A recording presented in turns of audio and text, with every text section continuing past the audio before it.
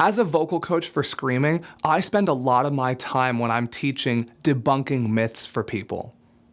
So often, people will come to me with different fears and anxieties surrounding screaming and intense singing in terms of how they're going to hurt themselves, how many ways they're going to hurt themselves, and how many different types of sounds are just inherently bad for you, or weird places that they've been told screaming comes from. That kind of confusion and fear that can be built into those beginning stages of learning how to scream at the beginning are really tough to work through.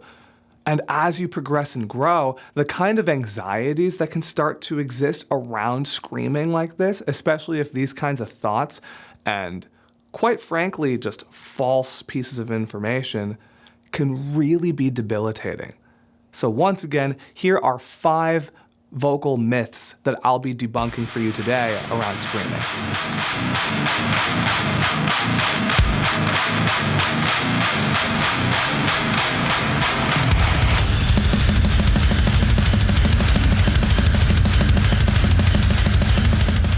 Number 5, fry screaming is bad for you. Every so often, I'll see a comment, or more likely an argument, in one of my comment sections on a post of mine about fry screaming and is fry screaming safe or not. And there are many people out there that think that fry screaming overall is inherently bad and should be avoided. Anything that involves fry distortion is bad and should be avoided. When I'm working with people one-on-one, especially people that are coming from more of a standard singing background or a classical or operatic background or have had help in those regards, there's a lot of fear inserted into that way of teaching and that way of learning when it comes to anything related to fry distortion. That creates a lot of fear around it and a lot of the urge to just avoid it at all costs. Fry sounds don't have to be damaging as long as we understand what they are, why they happen, and how to wield them with purpose so that we're doing it in as minimal a way as possible, and then practicing healthy and safe parameters around it so we're not just doing this endlessly all the time. What fry sounds are a little tricky in that it does take your regular vocal cord movement and vibration of the vocal cords and start to interrupt that and separate it on purpose, therefore changing the way they're moving. A lot of singing and speaking logic would dictate that altering the movement of the vocal cords isn't good. And if you're someone where that's happening all the time when you're talking unintentionally, like if you're someone that has a really held back and really kind of tight, airy voice like this, that's not a good thing if it's happening all the time, because then it's not your choice, and that's indicative of a deeper issue. But using these things on purpose, learning how to ease back on support to get those sounds to happen on purpose, treating it as something natural and open and totally able to be manipulated up or down or anywhere around where you want to go, suddenly the sound becomes much easier to do, much easier to make, and doesn't cause any of that kind of itching or burning or pain that is oftentimes associated with it. And when we project those things, into the fry screams that we know and love, we're only doing so with minimal effort and minimal energy as to not overdo it and to not abuse this very subtle change that we're making in the vocal cords and how delicate this tissue is. So with that in mind, and especially with the way that we teach lots of things about fry screaming here at Extreme Vocal Institute, no, fry screaming does not have to be bad for you. Number 4, screaming comes from the chest or from the stomach. To get a better understanding of what we need to do, very often when I'm working with someone new for the first time one-on-one, I ask them directly, where do you think screaming comes from? And very often people will point to the chest or to the area of the stomach, telling me that they've been told or shown that screaming comes from the chest and comes from the abdomen, and that's where you need to feel everything the most. Oftentimes, what I start to work on then is issues around overexertion and just straight up working too hard. If it feels like screaming is really coming from the chest or from further down, that means that there is a lot of muscular, physical work happening just to make those screams and get them out. Now, you don't need to work that hard in order to be able to do your thing and in order to be able to sound the way you want to either. It's important to keep these muscles engaged, of course, in the diaphragm and around the abdomen, as I've talked about before, and here on our channel even with the amount of breathing exercises that I've supplied for you all. And keeping the chest open and relaxed will help to create more resonance around what we're doing and help with things like projection and tone building, as we've also talked about here on our channel. But you don't want to feel a lot of engagement and have it seem like screaming is coming from these places. Any kind of scream you could possibly imagine is coming from some sort of tissue vibrating here in the throat, here in the vocal tract, and happens in a very minimal way, especially when balanced well. So because of that, you might feel some resonance as you're singing, yeah, and screaming, wow, because of the vibrations of everything, but not necessarily so much that you feel like the scream is being stuffed downward into the chest, or that you're squeezing so hard from the stomach that it feels like that's where the scream is coming from. And that's why thinking that way, and if you're someone that's thought that way for a while, it's likely that you're dealing with some sort of imbalance of power within what it is you're doing. So screaming comes from the throat, not the chest or the abdomen.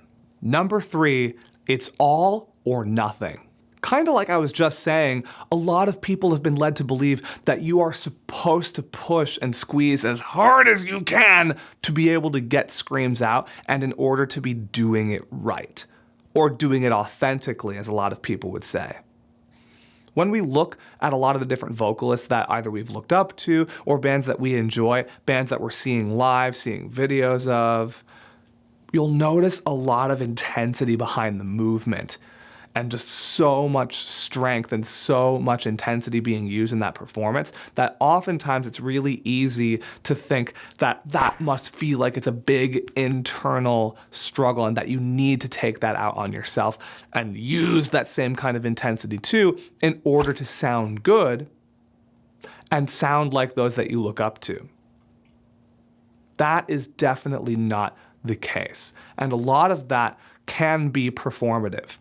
Now, sometimes when you're seeing somebody that looks like they're pushing as hard as they can, sometimes it is because they're pushing as hard as they can. But that doesn't necessarily mean that you should do the same thing. It's totally possible to be able to get these screams to sound big and powerful without having to just squeeze and squeeze and squeeze and push to get it to happen. Like I say a lot here when I'm teaching you guys on our YouTube channel, a lot of what it takes to get a vocal to sound good and full and be healthy and balanced is kind of just leaving things alone, letting the sound develop to natural fullness, and then worrying about shaping that, contorting it, and turning it into other things after the fact. And then once your body and your voice are comfortable with these things, you can start to add that kind of physicality and intensity behind the way you're performing and achieve exactly what you want, except now all of that energy and intensity is kind of being projected out of you, and you are sending that out, and that's what's really grabbing the audience, as opposed to feeling like all of that push and squeeze and energy has to be taken out on yourself. Because that's not a healthy way to be a vocalist or to scream, or honestly to do anything. Number 2, screaming will hurt your singing.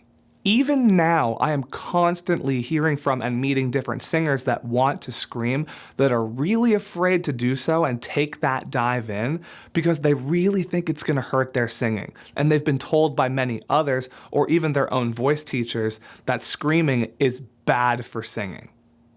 That couldn't be farther from the truth.